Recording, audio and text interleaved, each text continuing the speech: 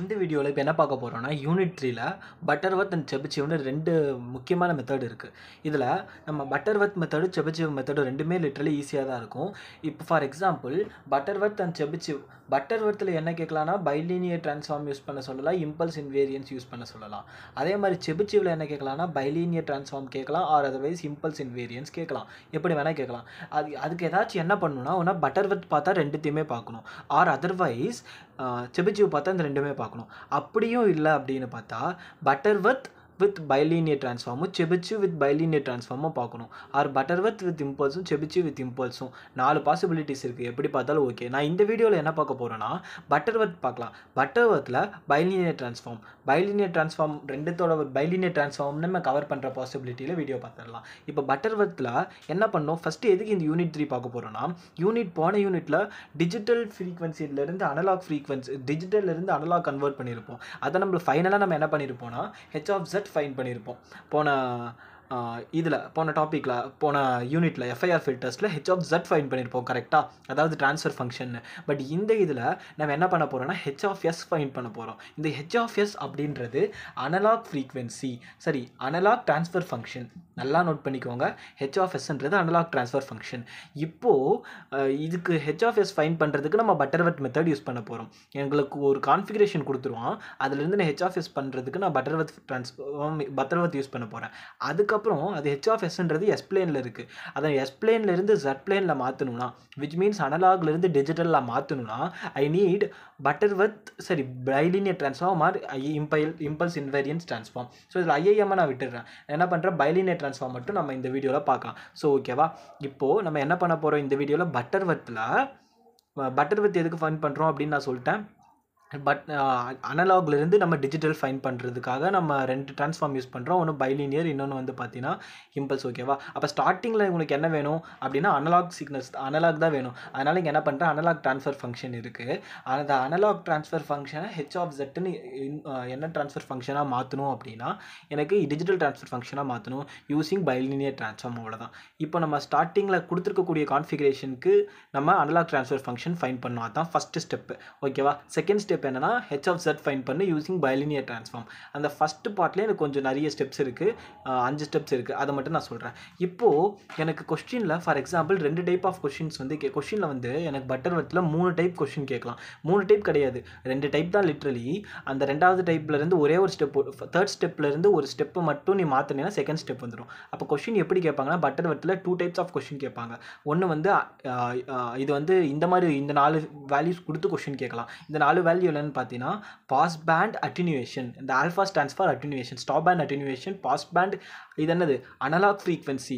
கரெக்டாக. நம்ம இதுக்கு பட்டர்வர்த்துக்கு நமக்கு இனிஷியலி என்ன வேணும், அனலாக் ட்ரான்ஸ்ஃபர் ஃபங்க்ஷன் வேணும். தர்ஃபோர் அனலாக் ஃப்ரீக்வன்சி தான் வேணும். ஓகேவா.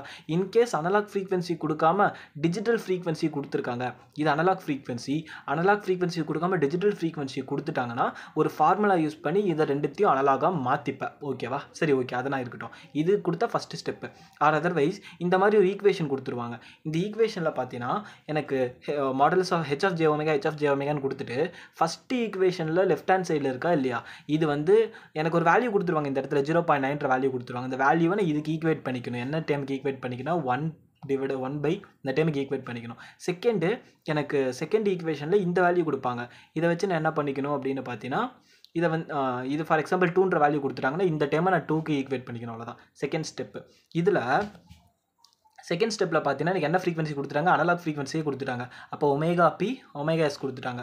அப்போ ஃபஸ்ட்டு ஸ்டெப்பில் இருந்த இதுவும் இங்கே இருக்குது. பட் இன்ஸ்டெட் இந்த 2 வேல்யூக்கு பதிலாக நான் என்ன ஃபைன் பண்ண போகிறேன்னா இந்த வேல்யூவும் ஃபைன் பண்ண போகிறேன். அவ்வளோதான். தேர்ட் இதில் என்னென்னா அதே கொஸ்டின் தான், பட் இன்ஸ்டெட் நான் என்ன பண்ணிட்டாங்கன்னா அனலாக் கொடுக்காம எனக்கு டிஜிட்டல் ஃப்ரீக்வன்சி கொடுத்துட்டாங்க. ஸோ டிஜிட்டல் ஃப்ரீக்வன்சிலேருந்து அனலாக் ஃப்ரீக்வன்சி மாற்றணும்னா இந்த டிஜிட்டல் ஃப்ரீக்வன்சிலே அனலாக் ஃப்ரீக்வன்சி மாற்றணும்னா நான் என்ன பண்ணணும்னா ப்ரீ வார்ப்பிங்னு பண்ணணும். இது ரொம்ப இம்பார்ட்டன்ட் 2 மார்க் கொஷின் பேப்பரில் இருக்கிறதுக்கான சான்சஸ் நிறைய இருக்குது. கேட் கொஷினும் கேட்டாங்க. ஃப்ரீக்வன்சி ப்ரீ வார்ப்பிங் இது எதுக்காக பண்ணணும்னா இந்த அனலாக் ஃப்ரீக்வன்சியை வந்து நீ கொஞ்சம் சேஞ்ச் பண்ணுன்றதுக்காக. இப்போது என்ன ஃபார்முலானா 2/t tan inverse of omega P pi 2.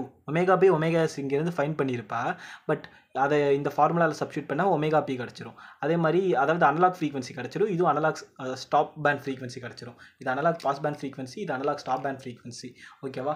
இப்போ உனக்கு இதுலேருந்து என்ன கிடச்சிருச்சு, இந்த ஸ்டெப்பில் என்ன கிடச்சுன்னா இதுவும் கிடச்சிருச்சு, which means omega P and omega S. அதே மாதிரி வேறு என்னென்ன இருக்குதுன்னு பார்த்தீங்கன்னா இந்த டைம் இருக்குது. இது லிட்டரலி எந்த ஸ்டெப் அப்படின்னு பார்த்தா செகண்ட் தான். செகண்டில் தான் இதுவும் இருக்குது. அதே மாதிரி இந்த 2 டைம் இருக்குது. தேர்ட் ஸ்டெப்பில் எனக்கு என்ன பண்ணுவாங்கன்னா, தேர்டு டைப் ஆஃப் கொஷினில் என்ன கேட்டுருவாங்கன்னா இது கொடுத்துருவாங்க.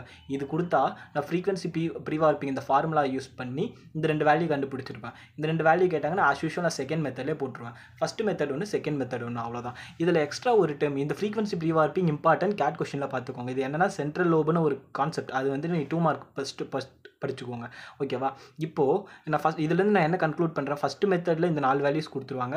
செகண்ட் மெத்தடில் என்ன கொடுத்துருவாங்கன்னா, நான் என்ன சொன்னேன், 1/√1 + ε² சொன்னேன்னா அதுலேருந்து நான் எப்சிலான் வேல்யூ ஃபைன் பண்ணுவேன். அதே மாதிரி 1/√1 + λ² என்னன்னா அதுலேருந்து நான் லாம்டா வேல்யூ ஃபைன் பண்ணுவேன். இந்த எப்சிலான் அப்படின்றது என்னென்னா எனக்கு maximum pass band allowance value அப்படின்னு சொல்லுவாங்க. இது ஸ்டாப் பேண்ட் அலவன்ஸ் வேல்யூ. இந்த 2 வேல்யூவும் அலாங் வித் தட் இங்கே இருக்கக்கூடிய வேல்யூவும் இதில் எனக்கு என்ன ஆகியிருக்குன்னு பாரு. இந்த 2 value pass band attenuation stop band attenuation பதில் இந்த 2 வேல்யூ வந்திருக்கு. அவ்வளோதான் 2 ஸ்டெப்புக்கான டிஃப்ரென்ஸ். இந்த டேபிள் எனக்கு ஞாபகமாக இருக்கணும். இந்த டேபிள் எனக்கு மனப்பாடம் பண்ணிக்கோங்க.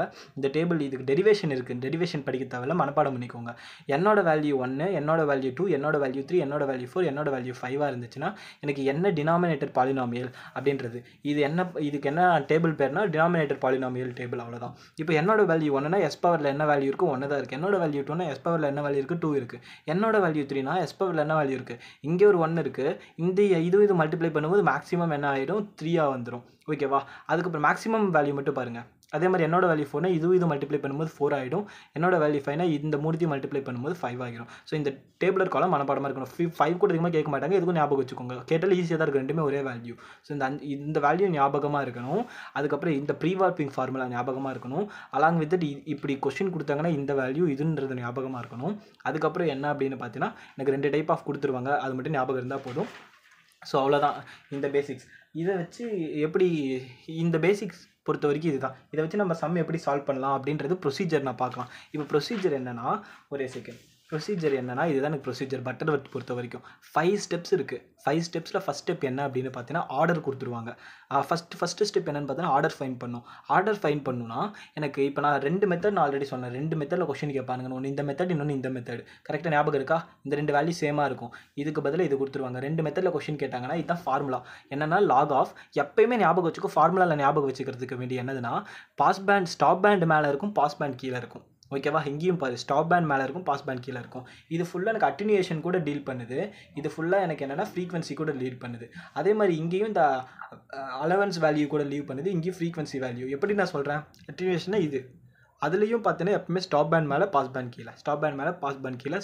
இங்கே எனக்கு மேக்ஸிமம் ஸ்டாப் பேண்ட் வேல்யூ இது பாஸ் பேண்ட் வேல்யூ. அதேமாதிரி ஸ்டாப் பேண்ட், பாஸ் பேண்ட். இந்த ஃபார்முலா ஞாபகம் வச்சுக்கோங்க.